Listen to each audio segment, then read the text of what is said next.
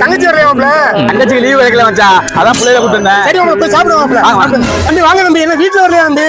அண்ணே வீட்டுல ஊருக்கு போயிருக்கேன். சரி, போய் சாப்பிடுங்க தம்பி. தம்பி வாங்க தம்பி, அம்மா போடுறியா? போய் சாப்பிடுங்க போங்க.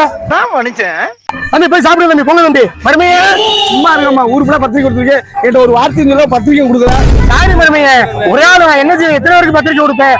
நம்ம வீட்டு விசேஷம், உனக்கு பத்திரிக்கை கொடுத்தா வரணுமா? போய் சாப்பிடியா போயா. அப்ப சாப்பிடுவாப்ல. சாப்பாடு வேற நாள் மச்சான். சரி சரி போயிட்டான்.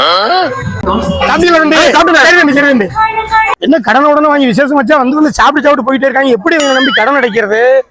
ஆமா சாப்பாடு சூப்பர் வருவா. இங்க வாயா. வர்றாள் இப்படி சாப்பிட்டு போனா எப்படி எனக்கு கடன் அடைக்கிறது? நம்ம குடும்ப விசேஷம் நம்மளே போய் சேரமாமா. போமாக்கிட்டு நம்ம வீட்டு விசேஷம், நம்ம வீட்டு விசேஷம், உனக்கு பத்திரிக்கை கொடுத்தா வரணுமா? நல்லா சாப்பிடுங்களேன், வேற ஏதாவது கேட்டு வாங்கி சாப்பிடுங்களா. நம்ம வீட்டு பொய் மட்டும் செஞ்சிடக்கூடாது. சரி தம்பி, சரி தம்பி. உன்னால என்ன பண்ண முடியுமோ அதை பண்ணிட்டேன்.